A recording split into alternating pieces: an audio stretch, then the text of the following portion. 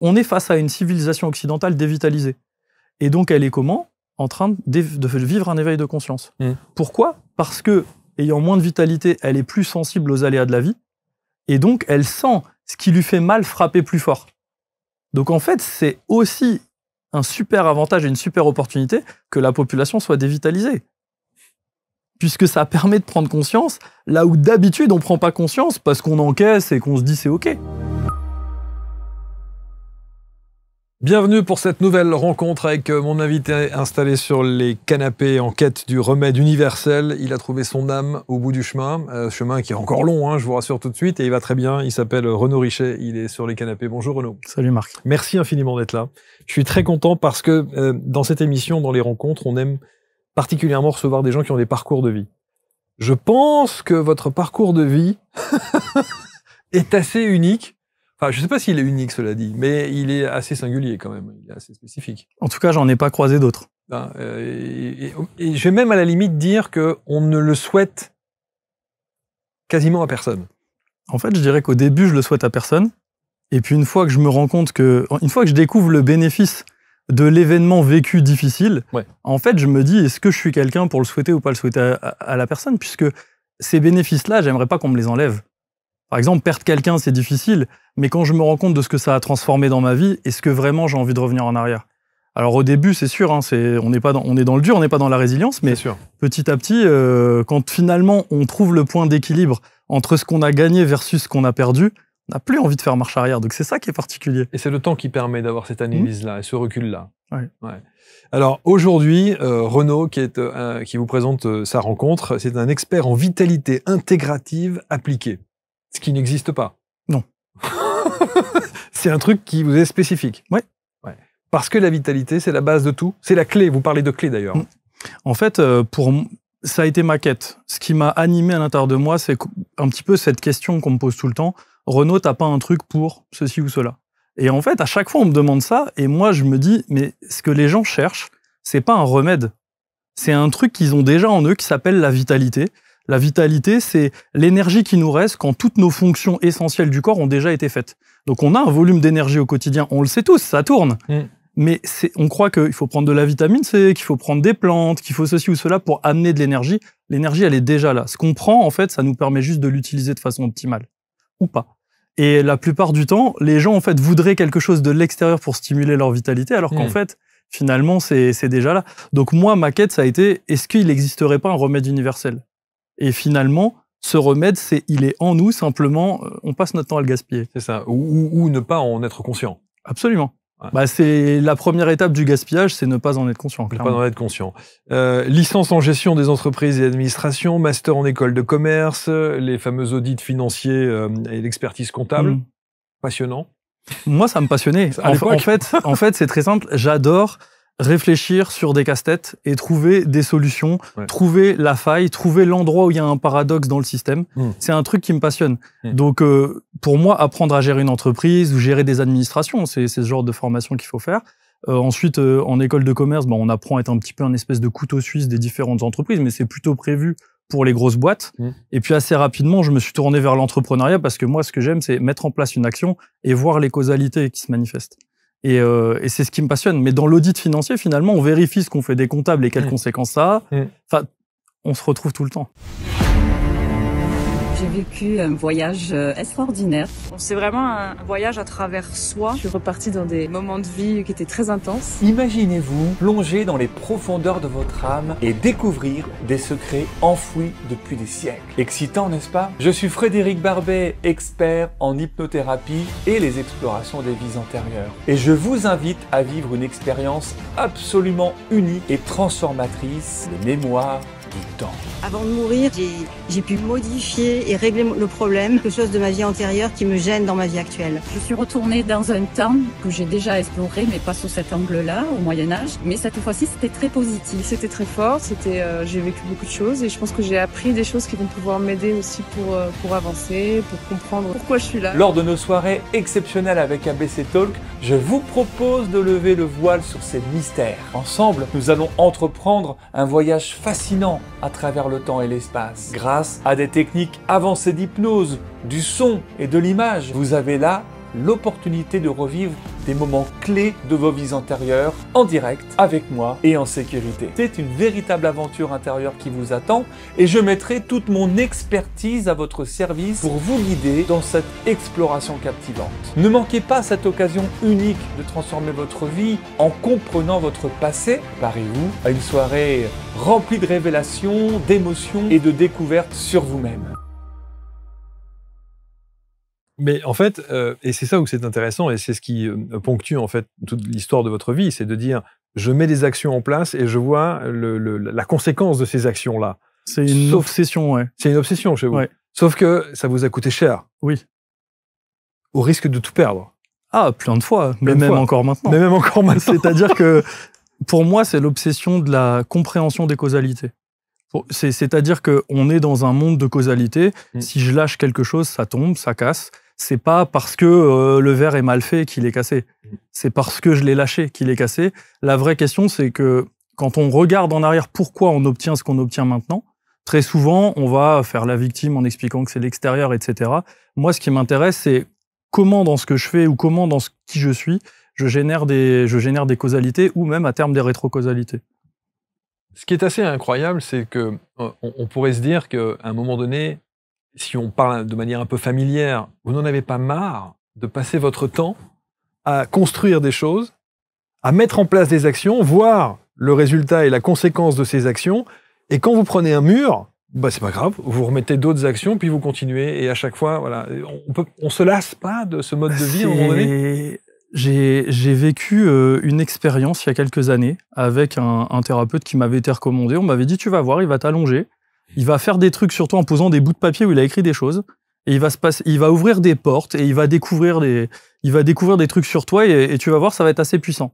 Et en fait, une des questions que je posais à ce moment-là, c'était pourquoi j'ai besoin de me faire autant souffrir et en permanence rayer ma vie à zéro pour repartir à zéro tout le temps, que ce soit financièrement, sentimentalement, familialement, professionnellement. Pourquoi j'ai besoin de me faire ça?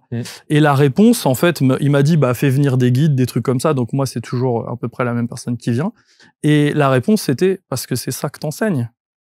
Parce que si tu le vis pas, tu peux pas l'enseigner. C'est ça. J'expérimente d'abord avant de le proposer aux autres. Et ouais, à ce moment-là, on m'a dit, est-ce que vraiment t'as envie d'arrêter de l'expérimenter et de plus du coup pouvoir l'enseigner? Et la réponse, c'est non. Bon, alors on va voir les murs et les obstacles qui se sont présentés dans votre vie. Je parlais effectivement de la licence en gestion, de l'école de commerce. On va vous proposer de travailler dans un grand cabinet d'audit, et puis en fin de compte, au dernier moment, vous dites, non, j'y vais pas. Voilà, pour faire complètement autre chose. Oui. Au grand plaisir de mes parents, d'ailleurs. Exactement. Qui ont été incroyablement rassurés par ce choix. Le mec fait 5 ans d'études, je pars à l'étranger, je reviens, et au final, on me propose un job, c'est-à-dire un job en CDD. C'est des trucs où c'est un chemin tout tracé vers la direction financière d'une grosse boîte. On sait qu'on va très bien gagner sa vie. Il faut juste tenir un peu quelques années, parce que l'audit financier, c'est un boulot avec des grosses saisons d'intervention dans d'autres entreprises, et franchement, c'est un peu rugueux comme emploi. Et qu'est-ce que vous choisissez?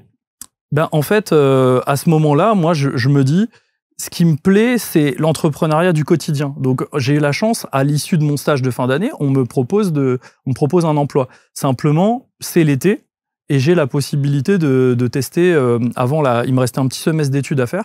Je vois un de mes amis qui était en faillite dans sa boîte, et je lui dis, écoute, je vais venir 2 mois travailler avec toi, et on va voir ce qu'on fait. Comme ça, je vais voir ce que c'est du vrai entrepreneuriat du quotidien dans une boîte où il y a une personne. Et ça marche au début. Et en fait, ça cartonne. C'est-à-dire qu'il est en faillite, on redresse la boîte. Aujourd'hui, ça fait des millions et des millions, et il fait du transport pour des créateurs dans l'univers du luxe. Donc, je suis très heureux pour lui. Mais en réalité, moi, ça m'a juste montré que l'entrepreneuriat, c'est ma voie.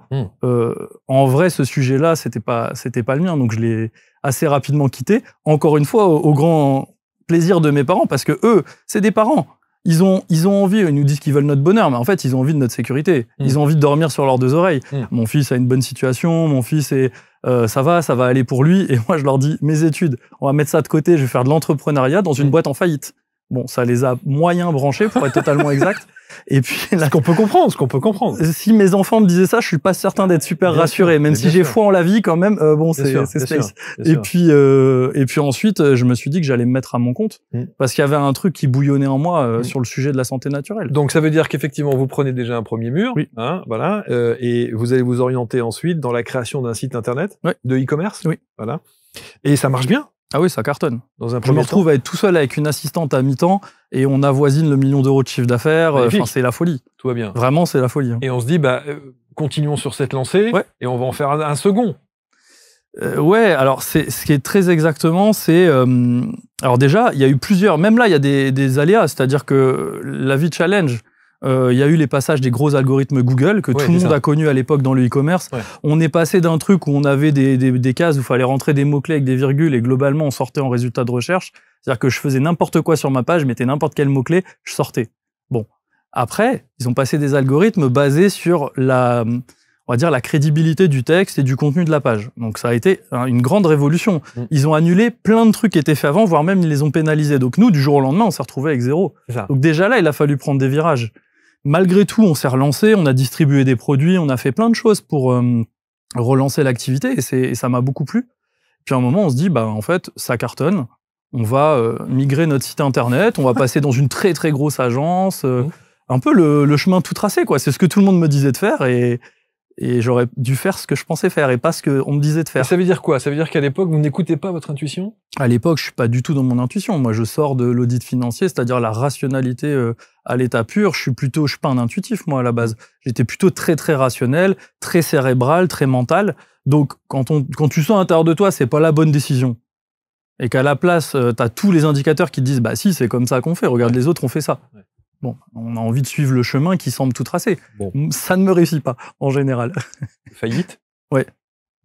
Ouais, je me retrouve au tribunal de commerce. Alors, ils m'ont laissé la gestion de l'entreprise en me disant que j'avais très bien géré. Donc, c'est quand même assez rare. En règle générale, il y a un administrateur ou des choses comme ça, ou un mandataire. Malgré tout, je me retrouve à liquider tout mon personnel qui avait augmenté depuis. Je me retrouve avec mon premier enfant et je fais des nuits de 1 heure. Et en même temps, il faut bosser x10 pour de l'argent qui m'appartient plus. Au secours. Donc, ça a été une période de folie. Ouais, ça m'a coûté... je pense qu'à l'heure actuelle, la perte avoisine à les 2 millions d'euros. Et au-delà de l'argent, la famille. Ah ouais, bien sûr. Ouais. Moi, ça a été une culpabilité pendant très longtemps. Par rapport à mon premier enfant, en fait, de passer mon temps à travailler, je bossais 7 jours sur 7. 7h, 21h. Le jeudi soir, je prenais la route pour partir dans toute la France faire des salons. Salons, conférences, etc. Je rentrais le dimanche soir et rebelote. Et ouais, ça m'a privé d'une partie de cette petite merveille que je venais juste d'avoir. Ouais, c'est ça. Jusqu'à votre couple. Ouais, à la fin, oui.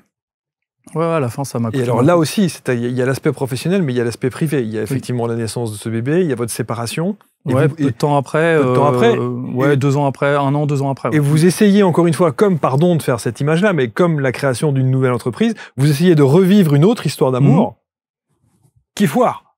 Ah oui, bien sûr, oui.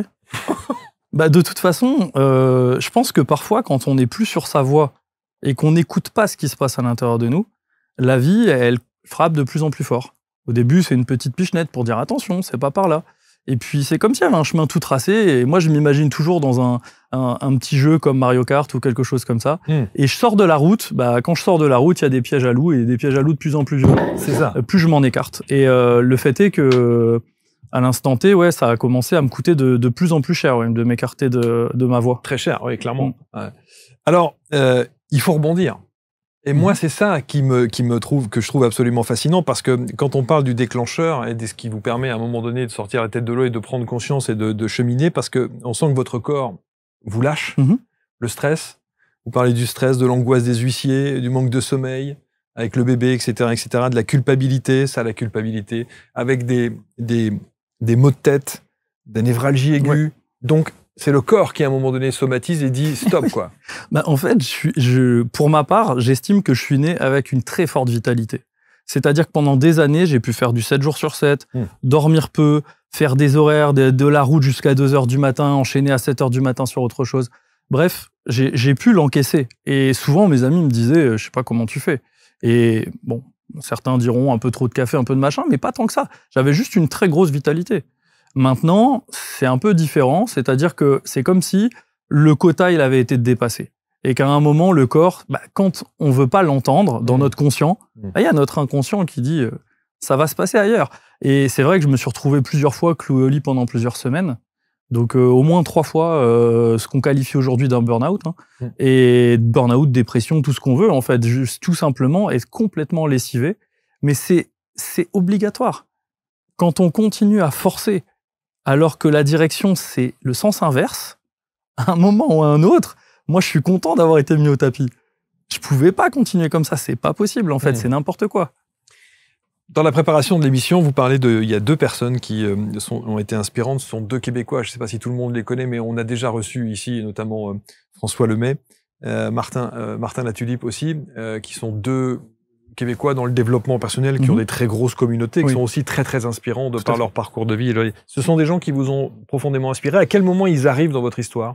Au moment où je suis en faillite, en fait, tout ce qui me reste, je décide de l'investir chez Martin Latulippe, dans l'Académie Zéro Limite. Et donc, en fait, à me dire, je vais plus vendre les produits des autres, je vais développer quelque chose pour moi faire ma différence dans le monde. Je suis très inspiré à ce moment-là par le discours de Martin en 2017, qui est l'humanisation de l'ère numérique. En me disant, j'adore Internet, je suis passionné par les technologies, je suis pas un grand expert informatique geek. Ou quoi. Je suis pas très geek, mais par contre, j'adore l'utilisation des technologies au service d'un projet, d'âme, etc. Et en fait, j'ai souvent dit que à l'époque, je pensais beaucoup au suicide et à la mort. Et il s'avère que Martin, j'ai croisé sa route par hasard. Et grâce à lui, je me suis remis sur les rails et j'ai investi mes dernières économies pour faire son programme. Donc, commencer à développer des choses à moi, de la formation, avoir envie d'aider les gens moi-même, pas par des produits. Et puis, j'ai mis ce qui me restait d'économie pour partir avec ma compagne de l'époque à son événement qui se déroulait au Québec. Et c'était tellement drôle parce que au final, j'ai vraiment mis tapis quoi, pour pouvoir vivre ça. Et arrivé là-bas, j'ai même pas été capable d'ouvrir ma bouche pour lui dire un mot au moment de prendre une photo avec lui. Je me suis dit après coup, j'ai passé 2 ans quasiment à me dire mais c'est fou en fait. Parce que j'étais à l'époque timide, maladif. Et vous rentrez en France ? Ouais, je rentre en France. Qu'est-ce qu'on fait ?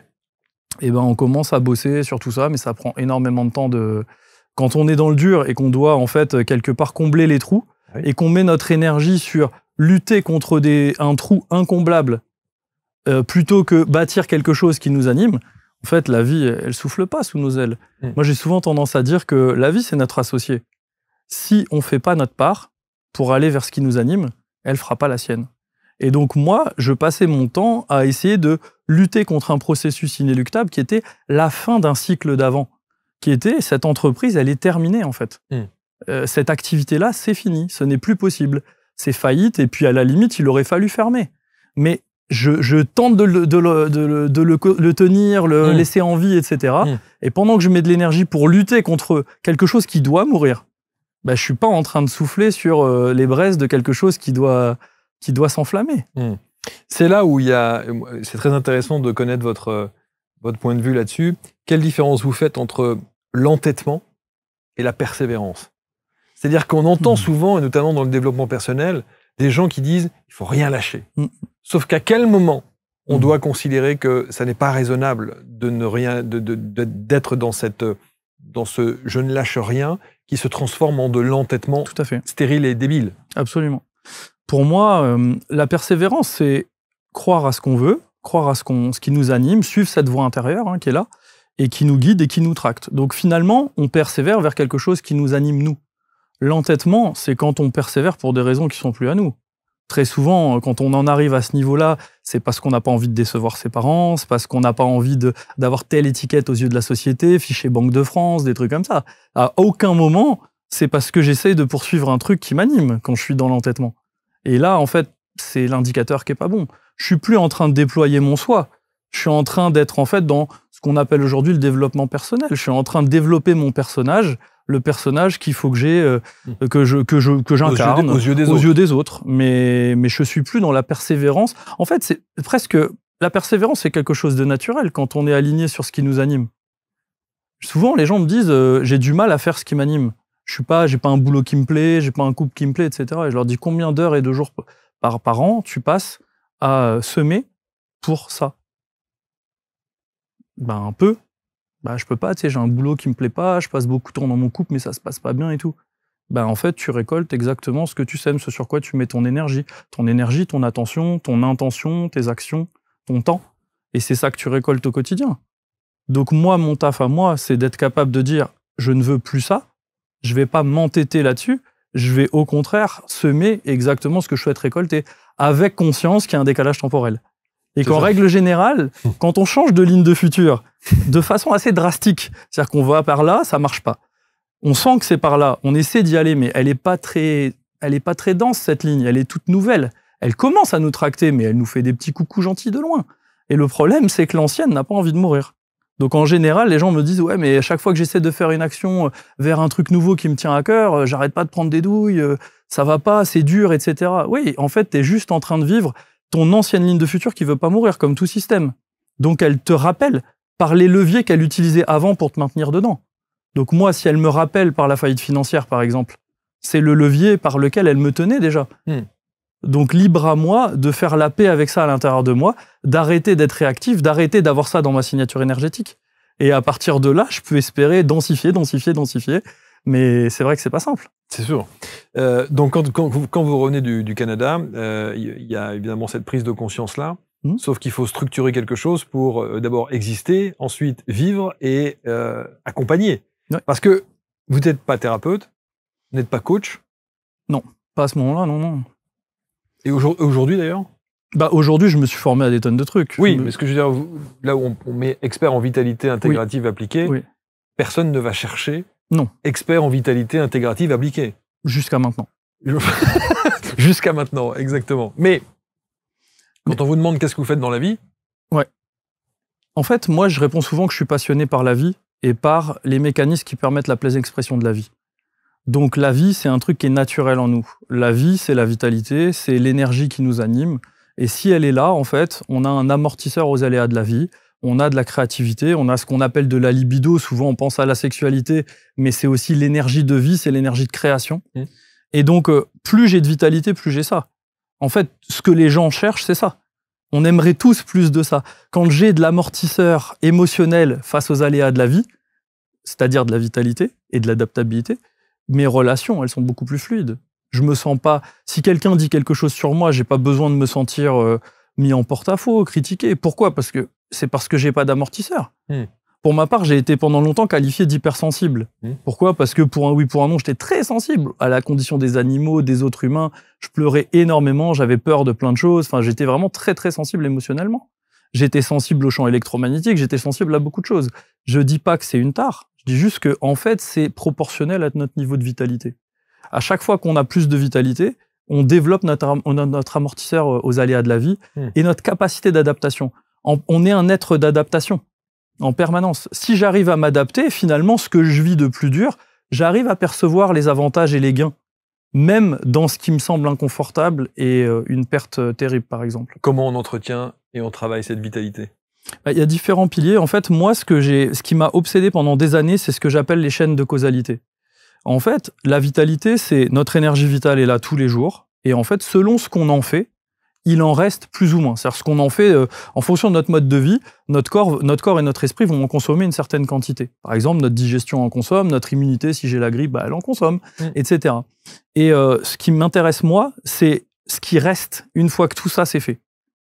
Et ça, cette petite jauge-là, c'est ça mon amortisseur face aux aléas de la vie. Et ma créativité, c'est ça. C'est ça qui donne de la puissance à mon système nerveux, à mon système hormonal, etc. Et donc, comment on optimise ça? On arrête de la gaspiller ailleurs. Donc ça passe par faire la paix avec l'espace-temps, c'est-à-dire le passé et le futur. Les gens sont très souvent en guerre avec leur passé et ils n'ont absolument pas une considération certaine et harmonieuse de leur futur. Encore plus lorsque dans les médias, on va leur dire des choses qui leur font peur. C'est très difficile. Donc du coup, ça les oblige à être dans un espèce de présent figé, ce qu'on appelle en neurophysiologie la sidération ou le freezing. Donc ça nous permet pas non plus d'accéder ni à notre adaptabilité, ni à notre capacité sociale, etc. On va soigner aussi nos relations. Les relations, c'est un gouffre énergétique. C'est assurément un gouffre énergétique. Je suis bien placé pour le savoir. J'ai réussi à saboter énormément de relations. Et ensuite, on va travailler notre digestion. La digestion, c'est un pilier central de la vitalité. Les gens, en fait, parlent tous d'alimentation saine, mais en fait, quand on se dit, le but, c'est d'avoir une alimentation saine, bah, on regarde, on essaie de réfléchir à c'est quoi une alimentation saine. Souvent, on va dire, c'est la somme d'ingrédients sains. Donc, manger à toute heure des fèves de cacao, par exemple, c'est une alimentation saine. Sauf que ça a des conséquences néfastes sur le tube digestif qui nous bouffent une énergie folle. C'est vrai. Donc la digestion, c'est central. Pour moi, c'est vraiment ça le pilier.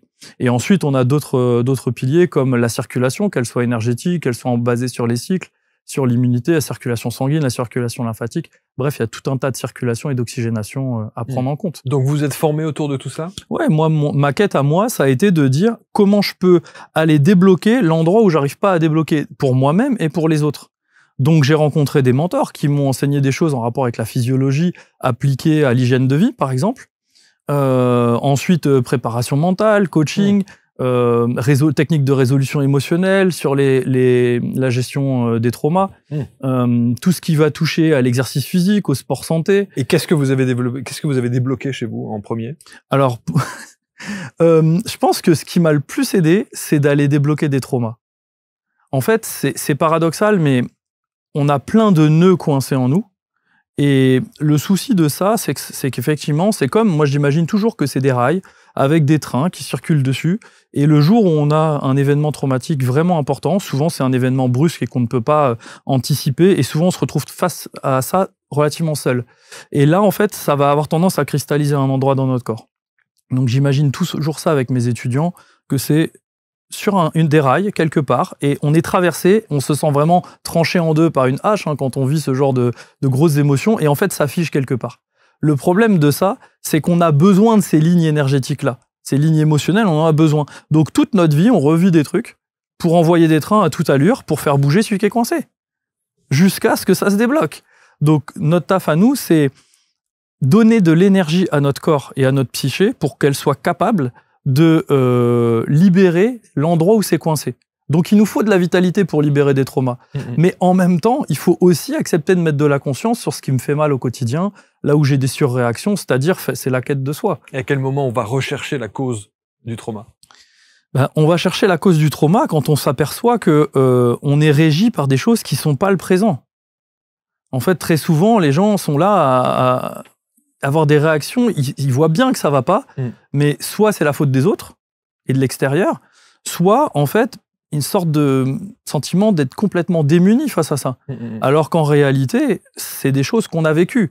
Alors, pour ma part, j'ai fait énormément de séances de thérapie, j'ai fait des centaines d'heures de thérapie pour aller visiter ce qu'on appelle des vies antérieures, des espaces intermédiaires d'incarnation, pour aller visiter des traumas d'enfance. C'était qui alors le Renaud dans ses vies antérieures? J'ai vécu des tonnes et des tonnes de trucs. Je passerai les détails. On n'a pas toujours fait que des trucs positifs d'ailleurs. Sans doute. Et c'est ça qui est intéressant.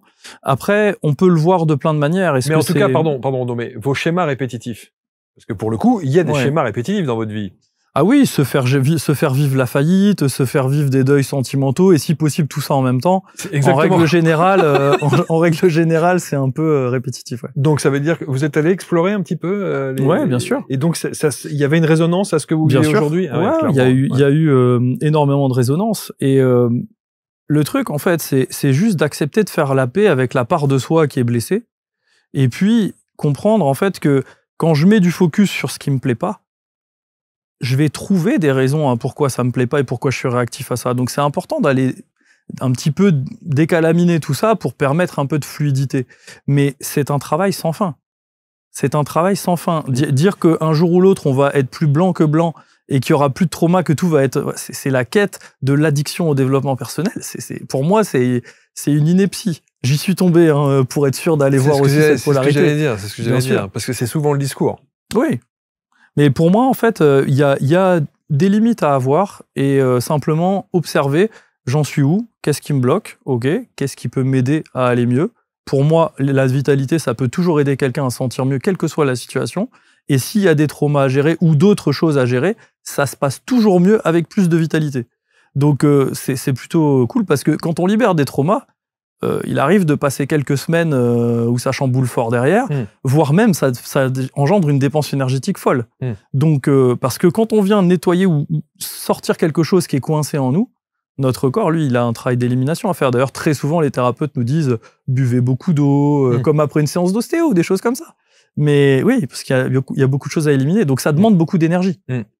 Et effectivement, la constante, c'est il nous faut plus de vitalité pour faire face à ça. Et puis, est-ce qu'il faut toujours essayer d'aller libérer le truc suivant? Moi, je pense qu'il faut écouter ce qui se passe dans notre vie. Alors aujourd'hui, donc la base, vous le dites, hein, la clé du déploiement du soi, c'est la vitalité. Oui. Et alors cette vitalité, il faut quoi? Il faut la travailler, il faut la rechercher, il faut l'entretenir, c'est tout à la fois. C'est un peu tout à la fois. En fait, la vitalité, elle est là. Elle est là, simplement, elle est allouée à des dossiers qui sont pas forcément fondamentaux pour nous. C'est un peu comme notre temps, c'est un peu comme notre argent. Si tous les mois, je gagne 1 000 €, libre à moi de savoir où je mets mes 1 000 €. Si je les mets que sur des choses qui sont pas importantes pour moi et qu'après je dis c'est bizarre, j'ai pas ce que je veux dans ma vie, il suffit de regarder où je mets mon budget.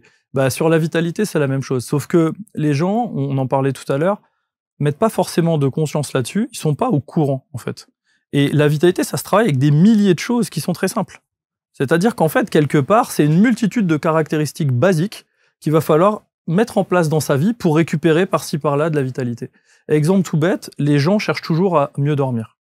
Ils disent, t'es fatigué, il faut que tu aies un meilleur sommeil. Super. Sauf que mieux dormir, c'est pas possible si on n'a déjà pas d'énergie. Il faut de l'énergie pour dormir bien. En fait, dormir bien, c'est se régénérer. Pour se régénérer, faut arrêter d'être dans l'anxiété et il faut avoir de l'énergie pour se réparer. Qu'est-ce qui fait qu'on est en permanence pas en train de se régénérer? C'est tout simplement que notre corps est dans un état qui est comme un état...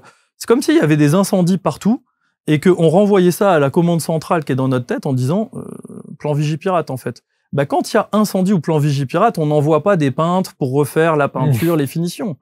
Donc il faut d'abord éteindre, il faut d'abord donner de l'énergie au corps pour faire ce qu'il faut, arrêter aussi de le mettre en feu, et à partir de là, en fait, lui, il peut envoyer la commande, viens, on se régénère. Donc en fait, il est très intelligent. Il a tout à fait compris que si on n'a pas déjà de l'énergie disponible, ce processus, il est inutile à engendrer. Donc souvent, je leur dis, le sommeil n'est pas la priorité quand vous êtes fatigué.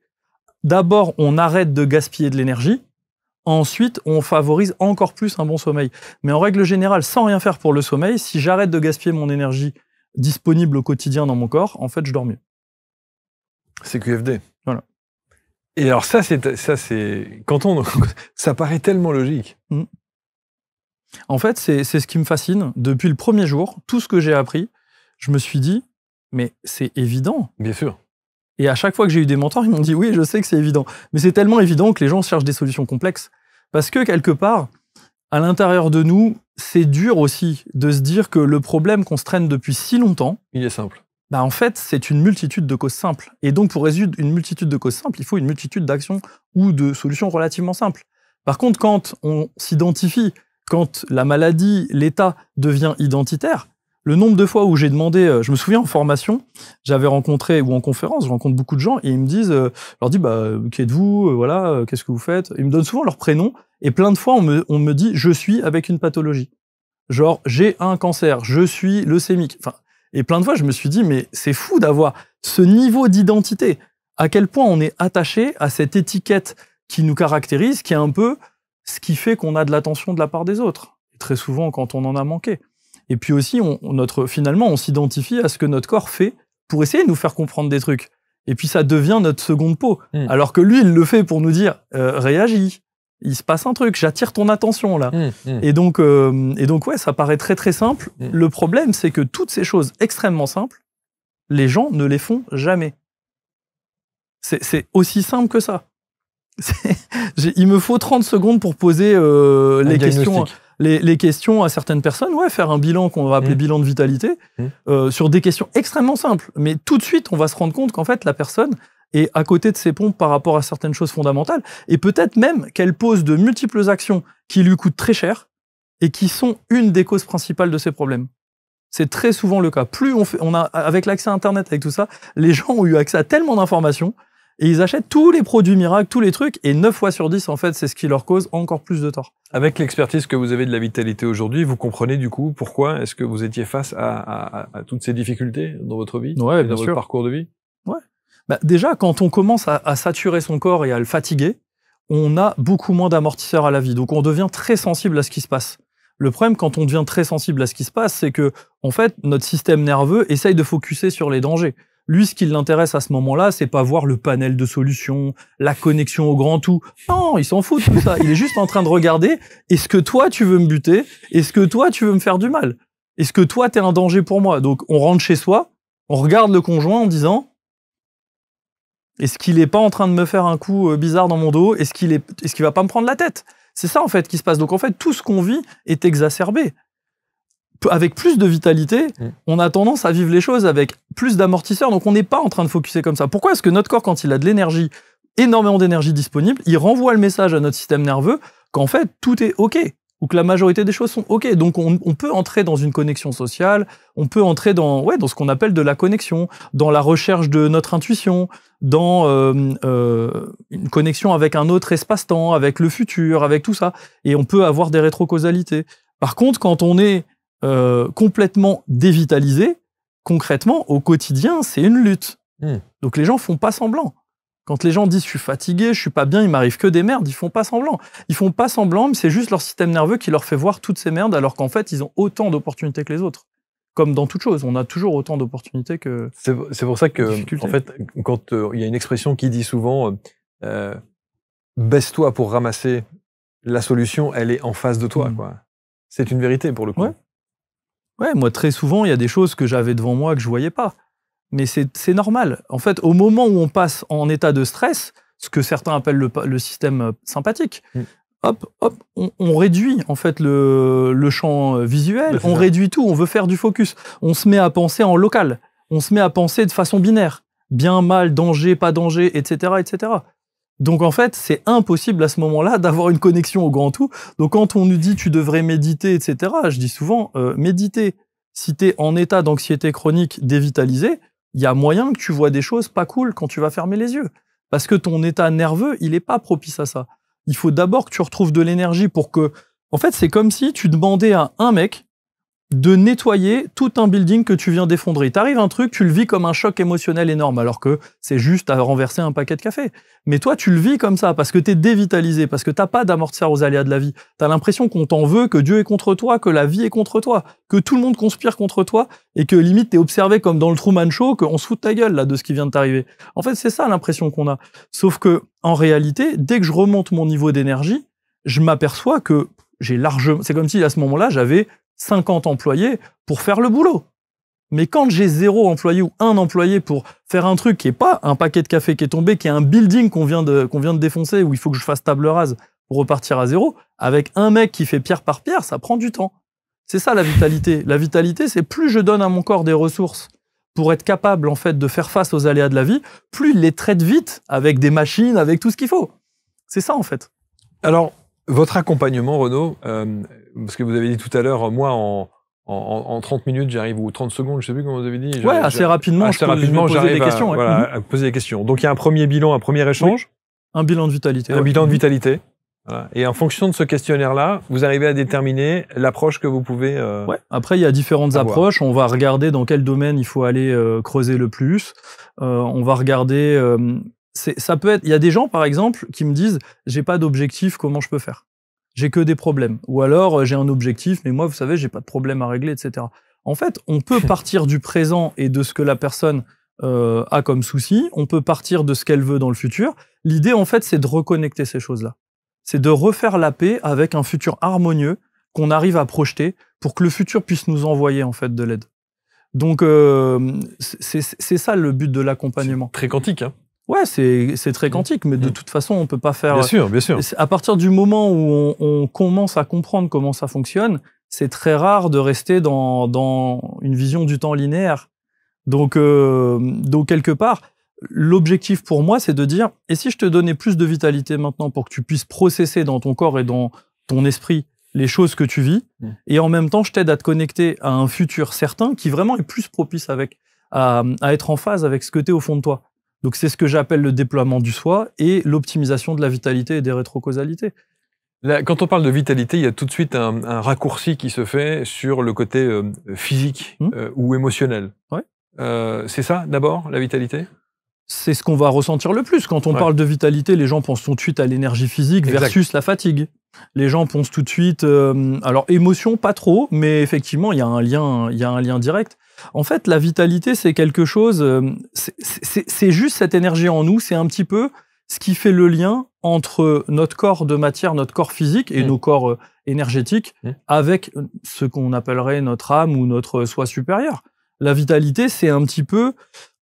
mettre à disposition de mon corps des ressources propices à ce que la frontière entre mon soi supérieur ou mon âme et ce que je suis au quotidien, ou ce que je crois que je suis, surtout, soit la plus fine possible. Puisque de toute façon, ce que je manifeste dans ma vie, c'est l'expression de mon soi avec le filtre de ce que je crois que je suis. C'est passionnant de vous entendre et honnêtement, on dit souvent que c'est souvent les cordonniers les plus mal chaussés, mais visiblement chez vous, ça veut dire que vous avez expérimenté tout ce que vous dites là? Ah oui, oui.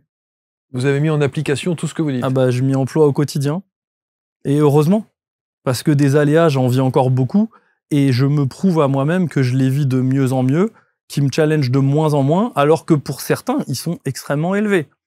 Et quand j'en parle avec des amis, souvent leur retour, c'est « mais s'il m'arrive un seul des trucs qui t'est arrivé cette année, je fais un burn-out de 6 mois, il faut que j'aille dans une maison de repos, quoi. » Et ils me disent « comment c'est possible ?» Et je leur dis « j'essaie juste de soigner ma vitalité. Tous les jours, je fais attention à mon hygiène de vie, pas de façon obsessionnelle. J'ai une vie, des amis, une famille, enfin voilà. Mais oui, je suis obligé d'en prendre soin. Parce que quand on essaye de suivre la voie qui nous anime à l'intérieur de nous, il faut parfois accepter de se défaire de ce qui entrave l'expression de cette voie-là. Et bon, quand on trouve très vite, à chaque fois, on reconnecte avec ce qu'on voudrait, bah, la vie nous dit il faut faire le ménage partout. Bon, dans tous les domaines où c'est pas conforme. En tout cas, donc ça passe par quoi alors cette vitalité? Ça passe, vous parlez de l'hygiène de vie, ça passe par l'alimentation, ça passe par une activité sportive, ça passe par... Ouais, ça passe par les différents facteurs d'hygiène de vie. Donc on va trouver sommeil, alimentation, activité sportive, respiration, tout ça c'est des classiques. Donc moi ce que j'aime c'est optimiser la digestion, optimiser l'oxygénation, optimiser les champs circulatoires. Donc il y a plein de circulations et de cycles qui se passent dans notre corps. Et puis optimiser les relations et ce que j'appelle les projections. Les projections, c'est des projections temporelles, en fait, en rapport avec le passé et le futur. Et ça, on pourrait apparenter ça à quoi? Une thérapie brève ou c'est quelque chose qui peut durer? En règle générale, ça peut être assez rapide, même chez des gens qui n'y croient pas. Encore récemment, j'avais un ami qui est pas du tout là-dedans. Il m'a tout de suite dit, tu sais, moi, l'alimentation, ce qui se passe dans notre corps, j'y crois pas trop. Pourtant, il était lessivé. Et donc, je lui dis, pas de souci, je vais répondre à tes questions, etc. Je lui ai donné des conseils vraiment très simples, basés sur son hygiène de vie, principalement pour optimiser sa digestion, parce qu'il n'avait pas envie d'aller sur beaucoup de plans. Et quelques semaines après, il me dit, mais ça a complètement changé. C'est quelqu'un qui était en syndrome de fatigue chronique, etc. Il me dit, mais c'est le jour et la nuit, c'est improbable. J'ai un élan de créativité, je me reconnecte avec ce que j'ai envie dans la vie. Mais bien sûr, en fait, comment tu peux être connecté à ce qui t'anime et l'élan qui t'appelle, cette espèce de... C'est comme si j'imagine une étoile qui dit « c'est par là ton chemin ». Genre, et elle essaie de nous tracter. Mais comment on peut être ouvert à ça quand on a un corps qui est complètement sur les rotules, qui n'est pas capable de faire 2 pas? Si je lui donne les choses, déjà je me sens mieux. Quand je me sens mieux, je commence à être en gratitude du quotidien. À chaque fois que je suis en gratitude du présent, j'appelle ça activer l'aéroglisseur. Dès que je suis en gratitude du présent, j'active l'aéroglisseur et donc même si l'étoile, là, elle est très loin et qu'elle me traque tout doucement, si je suis en aéroglisseur, j'ai plus de frottement, et bah petit à petit, j'ai rien à faire, je me déplace vers cette direction. Et puis en plus, si j'arrive à écouter mon intuition, je vais y aller encore plus vite. Quid des personnes qui ont des pathologies? Mais il y a personne pour qui c'est un problème d'avoir plus de vitalité. La vitalité, c'est ce qui fait tourner notre sang, c'est ce qui nous fait faire face au stress. Je connais personne pour qui mieux gérer le stress et les émotions, c'est un problème. Il n'y a pas de souci à avoir plus de vitalité. Il y a plutôt un souci à en avoir moins. Mais ça a aussi des avantages. On disait tout à l'heure, autant d'avantages que d'inconvénients. Avoir moins de vitalité, on est face à une civilisation occidentale dévitalisée. Et donc, elle est comment? En train de vivre un éveil de conscience. Pourquoi? Parce que, ayant moins de vitalité, elle est plus sensible aux aléas de la vie. Et donc, elle sent ce qui lui fait mal frapper plus fort. Donc en fait, c'est aussi un super avantage et une super opportunité que la population soit dévitalisée. Puisque ça permet de prendre conscience, là où d'habitude on ne prend pas conscience parce qu'on encaisse et qu'on se dit c'est OK. Ce qui veut dire que parfois quand j'entends des discours comme le vôtre et des analyses, en tout cas des expertises comme la vôtre, je me dis, est-ce que vous êtes au bon endroit à la bonne époque? Moi, ça me plaît. Ce qui me plaît le plus, c'est vulgariser auprès du public qui n'y connaît pas grand-chose, qui commence à se rendre compte qu'il y a un truc qui ne va pas, mais qui ne comprend pas les chaînes de causalité. Ils ont un problème, ils disent, je ne comprends pas d'où ça vient, je ne comprends pas pourquoi je ressens ça, je ne comprends pas pourquoi à l'intérieur de moi il se passe ces choses, ça ne me plaît pas, mais je ne sais pas comment agir. Et en fait, ça me plaît. Ça me plaît. J'aime autant former des gens qui deviennent praticiens, qui ont un très haut niveau, etc. J'adore ça. Et j'aime aussi accompagner des gens qui n'y connaissent rien, mais juste qui ont envie que ça change dans leur vie. Oui, bien sûr. Et j'adore faire des conférences dans des endroits où les gens sont des débutants, etc. J'ai autant de plaisir à parler avec des gens qui débutent qu'avec des gens qui ont déjà beaucoup cheminé. Et d'ailleurs, souvent, ceux qui ont beaucoup cheminé, ce que je remarque, commencent à développer une idéologie de c'est comme ça pour tout le monde et il faudrait... Et donc, des fois, c'est plus dur pour eux de revenir sur des fondamentaux et d'aller chercher le millimètre. Donc finalement... toujours autant d'avantages que d'inconvénients. Un avant, un après. J'aime beaucoup demander à ceux qui s'installent ici de nous raconter une histoire d'accompagnement. Vous avez parlé tout à l'heure de la personne d'un de vos amis, mais un avant, un après de quelqu'un qui vous a profondément marqué suite à votre expertise et donc sur le développement ou faire émerger cette vitalité qui lui manquait. Vous avez un exemple de quelqu'un qui vous a vraiment marqué ? J'ai pas d'exemple de quelqu'un qui m'a plus marqué que les autres parce que j'adore les histoires humaines en fait de façon générale. Non, j'ai pas un exemple en tête qui me vient. Je suis désolé. Non, mais c'est souvent il y a ce que j'appelle moi, vous savez, sur les réseaux sociaux, il y a des images où oui, on a l'avant-après. Avant-après. Bien sûr. Voilà, c'est fascinant. Les types arrivent, c'est une ruine, hop, et puis on en fait quelque chose de formidable. Et donc je pose souvent cette question pour voir s'il y a des choses comme ça qui vous ont marqué dans la vie au travers de ceux que vous avez accompagnés. Il y en a plein des gens que j'ai accompagnés ou que j'ai conseillés sur des choses en rapport avec leur vitalité et moi en fait je suis fasciné de voir les métamorphoses en fait que ça engendre parce que quand je donne plus d'énergie à mon corps et plus de capacité à me connecter à mes élans intérieurs et à ma créativité, à mes solutions, à ma capacité de connexion avec les autres, en fait, ce qui se produit, ça relève de la magie. C'est des choses qu'on peut même pas savoir et imaginer ce qui va se passer. Pourquoi ? Parce qu'on est en train de donner à notre véhicule corporel de quoi être plus en adéquation avec ce que certains diraient notre mission de vie ou notre mission d'âme. Donc c'est assez fascinant. Moi, les cas qui me marquent le plus, c'est les cas, souvent je suis très sensible au sujet de la maternité et au sujet des jeunes enfants. Donc, parce que vous parlez de l'allaitement.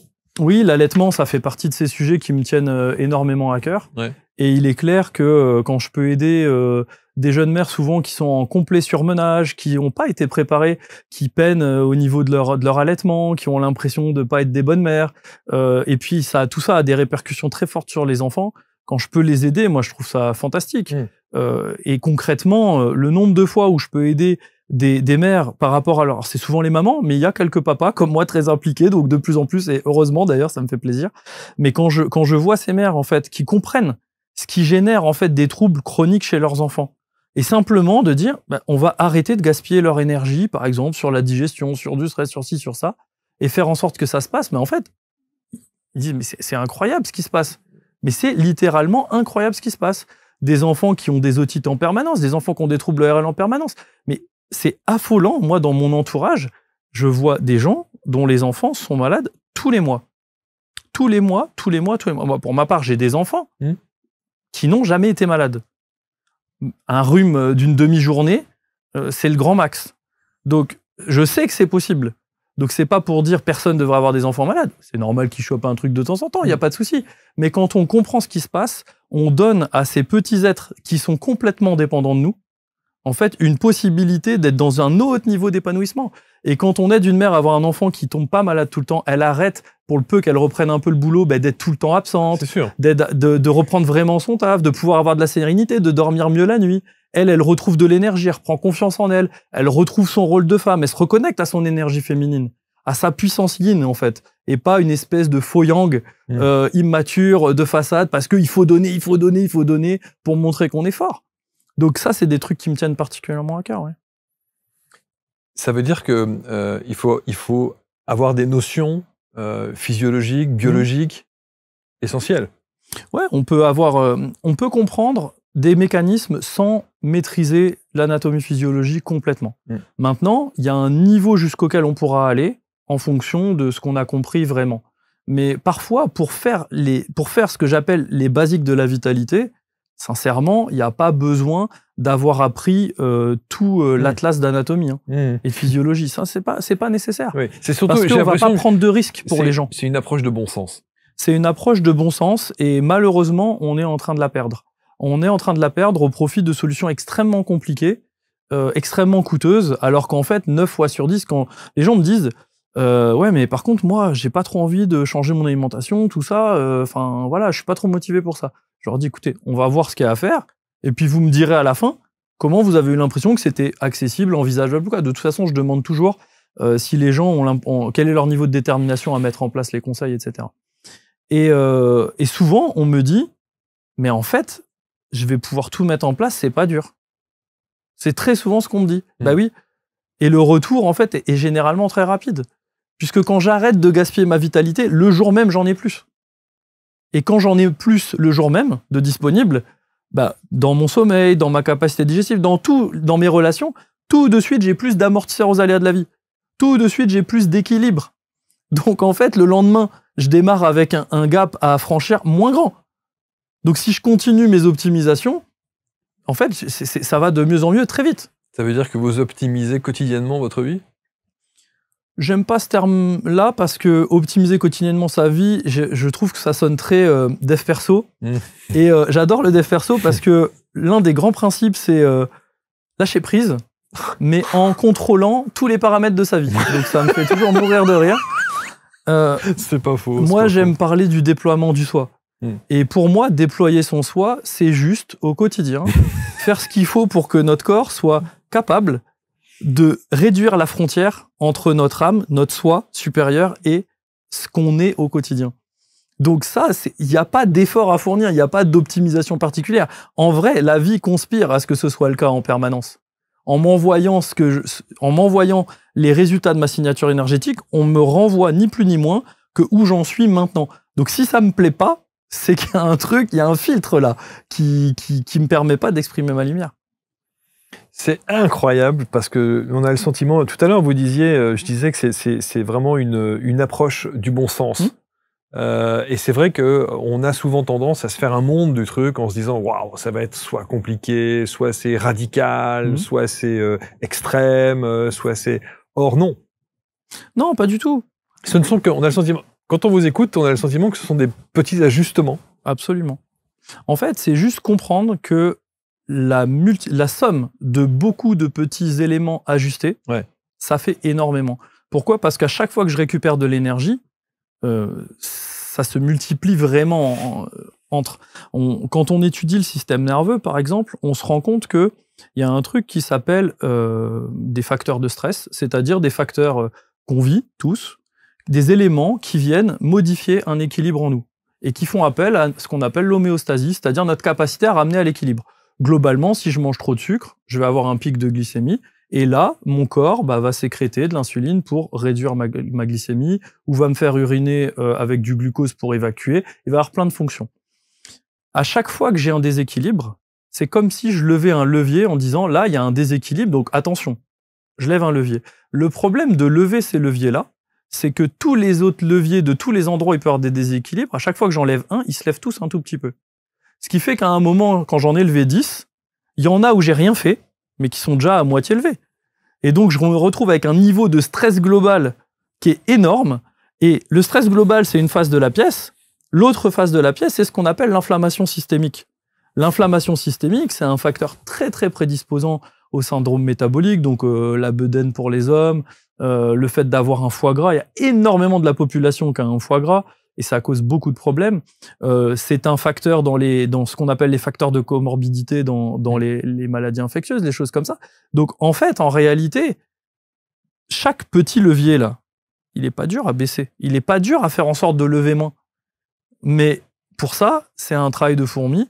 Et il faut être face à quelqu'un qui ne va pas nous vendre un remède miracle, mais nous dire, on va regarder où est-ce qu'on doit aller au niveau de l'essentiel. On va regarder où sont les plus grosses fuites. Un peu comme un plombier qui fait ça avec bon sens. Mais il fait ça tellement efficacement qu'on le paye bien cher. Donc, globalement, à un moment, c'est super, leur travail. Et pourtant, il ne va pas regarder toute la canalisation. Lui, il va trouver d'où vient la fuite. Il va faire le nécessaire. Il sait où il faut couper l'eau pour arrêter de perdre de l'eau. Il sait comment rafistoler. Il va vite. Bah, nous, notre travail, c'est ça. Et ce que j'aime beaucoup là-dedans, c'est que même si quelqu'un n'y connaît rien, en fait, il peut pas résister au fait que sa vitalité s'améliore en faisant des choses. Il n'y a pas besoin d'y croire, en fait. Il n'y a vraiment pas besoin d'y croire. Alors, bien sûr, pour se mettre en action, il faut avoir un minimum envie. Moi, je suis le gourou de personne. Je ne vais pas chez les gens vérifier ce qu'ils font ou quoi que ce soit. J'évalue avec eux leur niveau de motivation. Quand ils me demandent pour faire un accompagnement ou quoi, bah, évidemment, on évalue. Mais par exemple, un des débouchés très importants au niveau de la vitalité, c'est l'intervention en entreprise. Les entreprises ont l'obligation de garantir la santé de leurs salariés et de prévenir les risques professionnels. C'est obligatoire en France. Donc, de toute façon, des débouchés pour la vitalité, il y en a énormément, ne serait-ce que par rapport à ça. Et quand on intervient en entreprise, c'est souvent l'entreprise qui nous mandate et les salariés n'ont rien demandé. Donc, on est face à des gens qui n'ont rien demandé, qui ont peut-être autre chose à faire, qui n'ont peut-être pas la tête à ça, à qui on va expliquer des choses pour optimiser leur vitalité. Donc, on ne peut pas dire qu'on est face à un public hautement réceptif, convaincu, oui, c'est l'effet placebo, mais ils s'en foutent, ils n'ont pas envie à la base. D'accord ? On arrive à les captiver parce qu'on vulgarise, on amène de l'enthousiasme et on leur montre les potentialités, mais on peut pas dire que c'est des gens aussi motivés que quelqu'un qui viendra en accompagnement ou en formation pour devenir praticien ou en formation tout court ou en immersion, peu importe. C'est pas des gens qui sont aussi motivés que ça. Et pourtant, ça fonctionne. Et on voit de la performance au travail, on voit de l'absentéisme qui chute, on voit surtout un regain de fluidité dans les relations entre les services, entre les personnes, au niveau de la hiérarchie, bien sûr. Évidemment, quand j'ai plus d'amortisseurs aux aléas de la vie, je suis moins en train de me dire que mon patron est un con, que mon manager m'a mal parlé, il est bizarre, il m'a pas dit bonjour. Non, je suis pas en train de me dire ça. Je suis en train de me dire c'est ok, c'est à sa place. Waouh! Je trouve que c'est incroyable de se dire qu'en fait, la clé du déploiement du soi, qui est donc cette vitalité, on a le sentiment, quand on vous écoute comme ça, et que vous maîtrisez évidemment parfaitement bien le sujet, que c'est le champ des possibles, quoi. Tout est possible. À partir du moment où on sait doser et avoir la bonne vitalité nécessaire pour son équilibre. C'est ça. À partir du moment où on arrête de la gaspiller, et qu'on la met au service de ce pourquoi on est là, c'est étonnant, mais les portes s'ouvrent. À bon entendeur.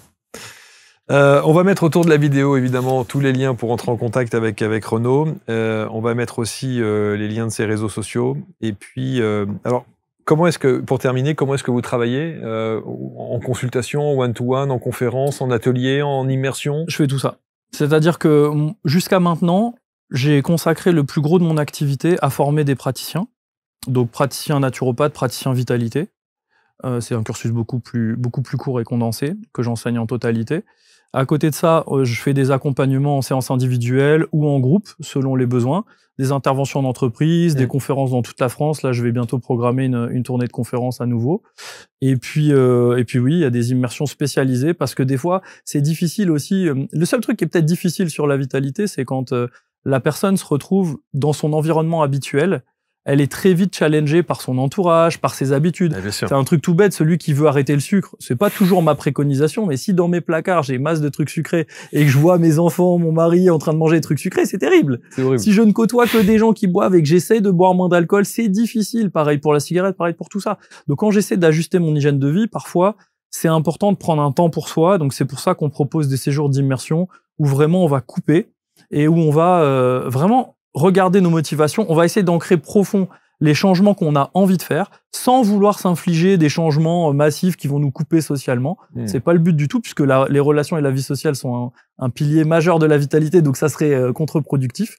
Mais on va essayer d'amener ça petit à petit pour faire la paix avec soi-même, revenir dans un bon rapport à soi, aux autres, au monde, et également induire en fait des nouvelles habitudes qui puissent prendre forme quand on rentre à la maison après déjà quelques jours où on les a bien ancrés. Passionnant. La vitalité intégrative appliquée. Vraiment, je pense que vous allez revoir cette émission aussi, la commenter, la partager et entrer en contact avec les équipes de Renaud ou Renaud lui-même pour que vous ayez justement une approche et entretenir cette vitalité. Merci beaucoup, Renaud. Merci, Marc. C'était super. Merci. Vraiment, c'était passionnant. Merci infiniment. Et je pense qu'il y aura beaucoup de retours sur cette émission que vous allez commenter avec bienveillance, comme toujours. Merci à tous. On se retrouve très vite pour une prochaine rencontre. Salut.